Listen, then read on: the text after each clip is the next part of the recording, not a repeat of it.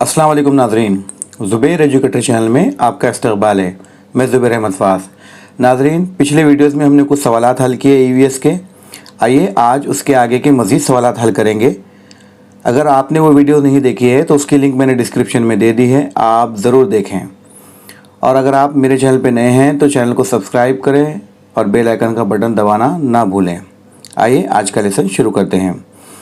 सवाल नंबर 135, हम मरकज़ तरीक़े से साइंस के निसाब में ज़ैल के मुतबादिल में से कौन सा जुज़ पहले आएगा?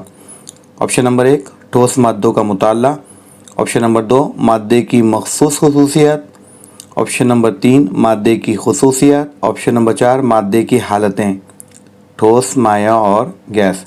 नाज़रीन, इसका सही जवाब है ऑप्शन नंबर 3 मादे की खुसूसियात। जी हाँ, निसाब में सबसे पहले मादे की खुसूसियत बताई जाएगी, फिर उसके बाद तमाम चीज़ें। आइए अगले सवाल की तरफ बढ़ते हैं।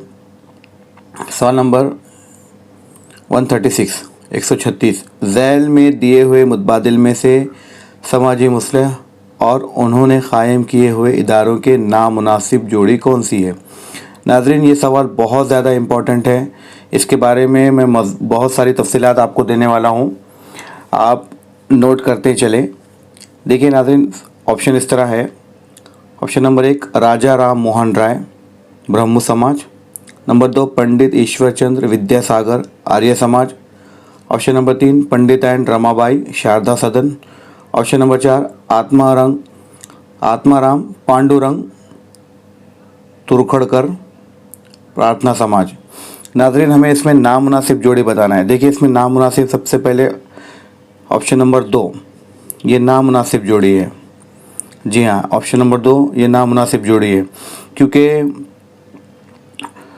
देखिए मैं पहले से बताता हूँ। राजा राम मोहन राय ने ब्रह्मो समाज की बुनियाद रखी, पंडिता रमन बाई ने शारदा सदन बनाया, आत्माराम पांडुरंग तुरखड़कर जिन्होंने प्रार्थना समाज की बुनियाद रखी थी,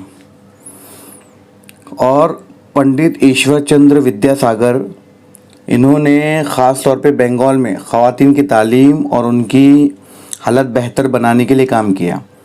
उनकी अहम काविशों में ये है कि उन्होंने बेवाओं की दोबारा शादी की तहरीक चलाई थी, जिसकी वजह से हिंदू मैरिज एक्ट, माफ़ कीजिएगा, हिंदू बेवाओं की दोबारा शादी का एक्ट जो 1856 में मंजूर हुआ था। अब देखिए मैं इनके बारे में तफसील से बताऊं। राजा राम मोहन राय जिन्होंने ब्रह्मो समाज की बुनियाद डाली 1828 में कोलकाता में। उसके बाद ये जो आर्य समाज है नाजरीन, आर्य समाज की बुनियाद डाली है स्वामी दयानंद सरस्वती ने। याद रखिएगा, ये जो आर्य समाज है इसकी बुनियाद रखी है स्वामी दयानंद सरस्वती ने। जी, उसके बाद पंडितन रमाबाई शारदा सदन। जी हाँ, इन्होंने शारदा सदन बनाया था 1889 में मुंबई में। उन्होंने ख़ास करके ख़वातीन की खुदमुख्तारी, उनकी शादी, समाजी आज़ादी के लिए काम किए। इन्हें ख़वातीन की फलाह बहबूद के लिए इन्होंने काम किए हैं। उसके ताराबाई शिंदे भी बहुत इम्पॉर्टेंट है। ये सवाल महाटेट में बार बार दोहराया गया, पेपर 1 में भी, पेपर 2 में भी। ये दो सवाल बहुत ज़्यादा इम्पॉर्टेंट है, पंडितन रमाबाई और ताराबाई शिंदे। ताराबाई शिंदे के बारे में भी मुख्तसर बताता चलूँ मैं आपको। ताराबाई शिंदे का ताल्लुक़ अपने मुंबई से ही है, ठाना ज़िले से है। उन्होंने एक किताब लिखी थी स्त्री पुरुष तुलना, यानी मवाज़ना मर्द व ज़न, 1882 में। बहुत मकबूल हुई थी वो किताब। तो याद रखिएगा, ये दो सवाल बिल्कुल एग्ज़ाम में बार बार पूछे गए, पंडितन रमाबाई और ताराबाई शिंदे के बारे में। तो नाजरीन, इसका दूसरा जवाब ये नामुनासिब जोड़ी है। याद रखिएगा, ये नामुनासिब जोड़ी है पंडित ईश्वर चंद्र विद्यासागर आर्य समाज, ये नामुनासिब जोड़ी है। चलिए आगे बढ़ते हैं। सवाल नंबर 137, जवाबी ताउन का ऐलान करने वाले ज़ैल में से कौन हैं? ऑप्शन इस तरह है, Mahatma Gandhi, option number 2 Pandit Jawaharlal Nehru, option number 3 Lokmanya Tilak, option number 4 दादा भाई नौरोजी। नाज़रीन, इसका सही जवाब है लोकमान्य तिलक, ऑप्शन नंबर 3, जिन्होंने जवाबी ताउन का ऐलान किया था। मतलब ऐसा था कि बरतानवी हुकूमत के लोगों के साथ बहुत ज़्यादती हो रही थी, और इनका मतालबा ऐसा था कि बरतानवी हुकूमत लोगों के साथ ताउन करेगी उनके मतालेबात पूरे करेगी तो ही हिंदुस्तानी लीडर भी हुकूमत का साथ ताउन देंगे। जी हाँ, आइए आगे बढ़ते हैं नाज़रीन। सवाल नंबर 138, मोरनब देव का किला और खेलता किला, इनको छत्रपति शिवाजी महाराज ने बिलतरतीब कौन से नाम अज़रनौ दिए, मतलब नए नाम दिए थे उन्होंने। ऑप्शन इस तरह है, Raigarh, Vishalgarh, option number 2 Vishalgarh, Rajgarh, option number 3 Raigarh, Pratapgarh, option number 4 Pratapgarh, Raigarh. नाज़रीन इसका सही जवाब है ऑप्शन नंबर 1 रायगढ़, विशालगढ़। जी हाँ, रायगढ़ जो है तो इनकी राजधानी भी रही है, शिवाजी महाराज की पहली राजधानी। मोरनब देव के किले का नाम उन्होंने रायगढ़ रखा था, और उसके बाद खेलता किले का नाम उन्होंने विशालगढ़ रखा था। आइए आगे बढ़ते हैं नाज़रीन। दर्ज झैल में शिवाजी का अष्टप्रधान मंडल यानी 8 मिनिस्टर और इसके फ़राइज़ को सही जोड़ा कौन सा है। यहाँ देखिए चार मिनिस्टर के बारे में दिया गया है और इनमें से 3 गलत है और 1 सही है, तो सही वाला हमको पहचानना है। तो नाज़रीन इसमें सही वाला मैं जवाब बताता हूँ आपको, सचिव वाला। सचिव यानी मोतमद, सेक्रेटरी जिसको हम कहते हैं, वो शाही ऐलान की तैयारी करता है, वो सिर्फ शाही ऐलान की तैयारी करता है। आप देखिए यहाँ पर बहुत सारे 3 जोड़ियाँ गलत दी गई है। मैं इन चारों के बारे में आपको बताता चलूँ। पहला है पंडित राव, यहाँ पर दिया गया है कि रियासत के मुरासिलात निज़ाम की देखभाल करना। जी नहीं, बिल्कुल गलत है। ये पंडित राव का काम ये होता है कि मजहबी मामलात को देखना उनके, और उस जो 8 मिनिस्टर थे पंडित राव, उनका पूरा नाम था मोरेश्वर पंडित राव, याद रखिएगा नाज़रीन। उसके बाद देखिए सचिव का भी नाम मैं बताता चलूँ आपको, अन्ना जी दत्तू जी, ये शाही ऐलान की तैयारी करते, फरमान जारी करते थे। उसके बाद है नंबर 3 आमात्य बोलेंगे वज़ीर ख़ज़ाना को, वज़ीर ख़ज़ाना जो दौलत से ताल्लुक़ रखते हैं, यहाँ पर गलत दिया गया है। हालांकि आमात्य का काम क्या होता है कि जो ख़ज़ाना होता है, शाही ख़ज़ाना होता है, उसकी देखभाल करना। उसके बाद देखिए अमात्य का भी नाम बताते चलूँ, रामचंद्र नीलकंठ मजूमदार था नाज़रीन। उसके बाद है सुमंत, लास्ट में है सुमंत। सुमंत का काम है यहाँ पर बैरूनी रियासतों से ताल्लुक़ात कायम रखना, मतलब वज़ीर ख़ारजा। सुमंत बोलेंगे वज़ीर ख़ारजा को। देखिए ये 4 ही का जिक्र किया गया है और ऐसे 4 हैं। इसका मैं आप लोगों को एक चार्ट बनाकर गूगल ड्राइव की लिंक वीडियो के डिस्क्रिप्शन में दे दूंगा, आप ज़रूर देखिएगा। और नाज़रीन मैं आपको बताता चलूँ कि इस पेपर में, ईवीएस के पेपर में शिवाजी महाराज से रिलेटेड 3 सवालात, तकरीबन 3 सवाल तो आते ही हैं, और पेपर 2 में भी 3 सवालात आते हैं, 3 या 4, कुल मिलाकर 6 या 7 सवालात दोनों पेपर में शिवाजी महाराज की किताब से आते हैं। तो मैं आपसे गुजारिश करूंगा कि जमात चहारुम की शिवाजी महाराज की किताब आप पढ़ लीजिए, वहाँ पर पूरी डिटेल्स दी गई है, और पढ़ते पढ़ते शॉर्ट नोट्स भी बनाइए, आपके लिए बहुत आसानी होगी। उसके बाद सवाल नंबर 140, इंसानी इर्तिक़ा में सीधी हड्डी वाले इंसान झैल के मुतबादिल में से कौन सा है। नाज़रीन इसका सही जवाब है होमो इरेक्टस, ऑप्शन नंबर 4 होमो इरेक्टस। ये सवाल आपको इंसान की कहानी 5वीं की किताब है उसमें पढ़ने को मिलेगा। जी उसमें से भी 1-2 सवाल आते हैं पेपर में, ज़रूर पढ़िएगा आप। आइए आगे बढ़ते हैं। सवाल नंबर 141, ज़मीन पर सूरज मशरिक़ में तुलू होता है और मगरिब में डूबता है। बिल्कुल सही। इसकी वजह बतानी है हमें। देखिए नाज़रीन इसकी वजह है, ऑप्शन इस तरह दिए गए हैं कि ज़मीन अपने महवर पर मशरिक़ से मगरिब की जानिब गर्दिश करती है। ऑप्शन नंबर 2, ज़मीन अपने महवर पर मगरिब से मशरिक़ की जानिब गर्दिश करती है। ऑप्शन नंबर 3, ज़मीन अपने महवर पर गर्दिश करते हुए सूरज की गिर्द गर्दिश करती है, या सूरज की ज़ाहिरी गर्दिश की वजह से मशरिक़ से तुलू होता है और मगरिब में डूबता है। तो नाज़रीन इसका सही जवाब है ऑप्शन नंबर 2, ज़मीन अपने महवर पर मगरिब से मशरिक़ की जानिब गर्दिश करती है, इसीलिए सूरज मशरिक़ में तुलू होता है और मगरिब में डूबता है। आइए आगे बढ़ते हैं नाज़रीन। झैल ऑप्शन नंबर माफ़ कीजिएगा, सवाल नंबर 142, झैल के मुतबादिल में से कौन से मीठे पानी की झील नहीं है? देखिए नाज़रीन, यहाँ पर ऑप्शन नंबर 2 साबर लिखा हुआ है, हालांकि ये सांभर होना चाहिए था, सांभर झील जो राजस्थान में है और खारे पानी की झील है। और यहाँ पर ये जितनी भी झीलें दी गई है, कोलेरू, क्यातसम, वोलोर, ये सब मीठे पानी की झील है। अब मैं आपको कुछ खारे पानी की झील बताते चलो हमारे इंडिया में। एक देखिए चिल्का झील, एक सांभर झील, और एक पोंगोंग झील, तोसमोरी झील, और एक हमारे महाराष्ट्र में है लोनार झील, बुल्ढाना ज़िले में। नाजरीन, सवाल नंबर 143, झैल के अरकान का मसावी ताल्लुक़ पहचान कर सवाल हल कीजिए। अब यहाँ देखिए रायगढ़, अलीबाग का, और यहाँ पर मशरक़ी बांद्रा बताना है हमको कि अब इन चारों में से कौन से रिलेटेड है। ऑप्शन दिए गए हैं थाना, ऑप्शन नंबर 2 मुंबई शहर, ऑप्शन नंबर 3 मुंबई मज़ाफ़ात, ऑप्शन नंबर 4 थाना मज़ाफ़ात। थाना और थाना मज़ाफ़ात तो बिल्कुल नहीं होगा, और मुंबई शहर में बांद्रा नहीं आता, बल्कि मुंबई मज़ाफ़ात में। देखिए नाज़रीन, इसका सही जवाब होगा ऑप्शन नंबर 3 मुंबई मज़ाफ़ात।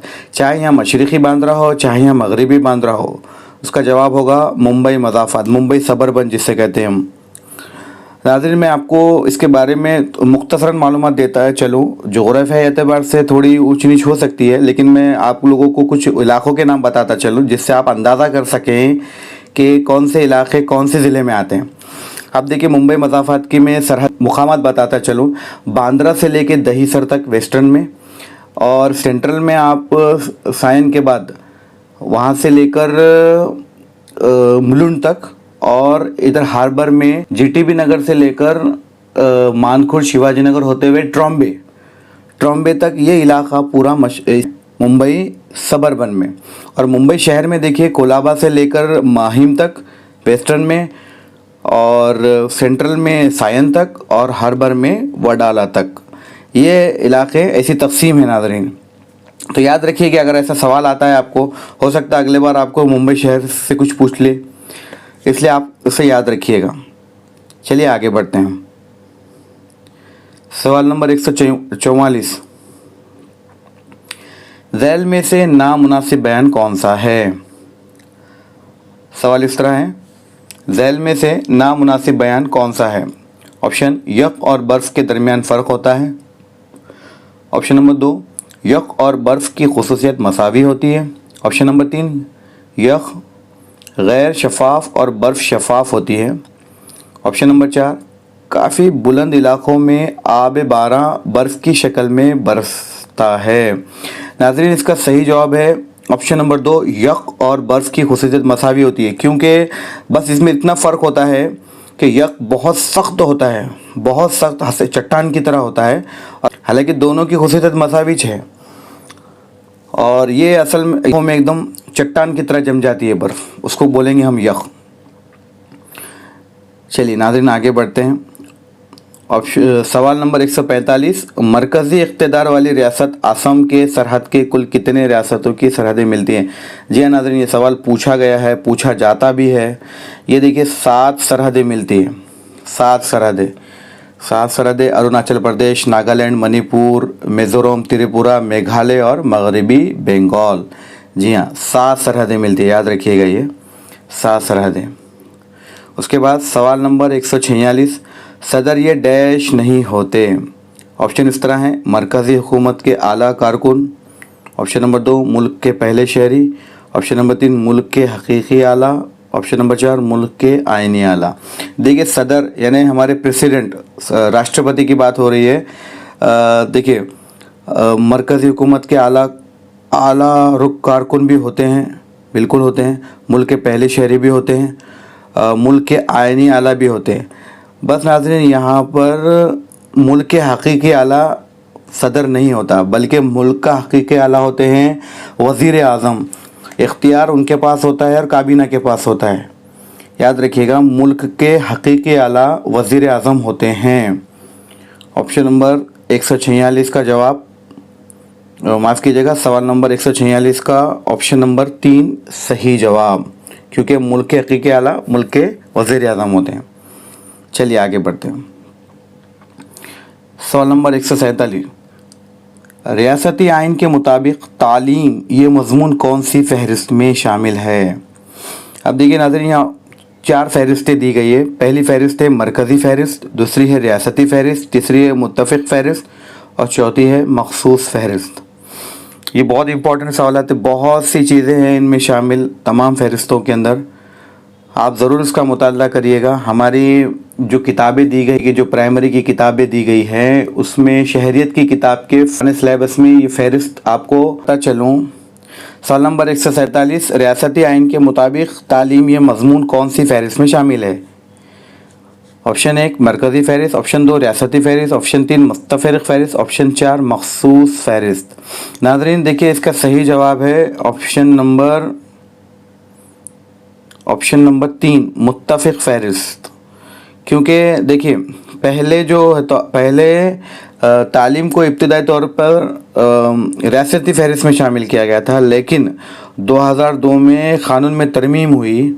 उसके बाद आर्टिकल 21A के तहत 6 से 14 साल के बच्चों को मुफ्त और लाजमी तालीम करार दिया गया। तब से तालीम को मुत्तफ़िक़ फ़हरिस्त में शामिल कर लिया गया। यानी कि अब हम ऐसा कह सकते हैं कि मरकज़ी हुकूमत और रियासती हुकूमत दोनों तालीम पर मबनी क़ानून साज़ी कर सकते हैं या क़ानून बना सकते हैं या चेंजेस कर सकते हैं। याद रखिएगा ये इसको। सवाल नंबर 148, ज़ैल के मुतबादिल ग्रुप में से शामिल ना होने वाला मुतबादिल कौन सा है। ऑप्शन इस तरह हैं। पहला ऑप्शन है आलमी सेहत तंजीम WHO, नंबर 2 आलमी कारोबारी तंजीम WTO, ऑप्शन नंबर 3 अनाज और ज़राअत तंजीम FAO, ऑप्शन नंबर 4 तालीमी साइंसी और सकाफ़ती तंजीम यूनेस्को। नाज़रीन, अब यहाँ गौर करने वाली बात है। देखिए, 4 इदारे दी गए हैं। इनमें से देखिए आलमी सेहत तंजीम ये जुड़ा है UNESCO, यूनाइटेड नेशन ऑर्गेनाइजेशन से, अक़वाम मुत्तहिदा का एक इदारा है। उसके बाद देखिए अनाज और ज़राअत की तंजीम FAO, ये भी UNESCO से जुड़ा हुआ है।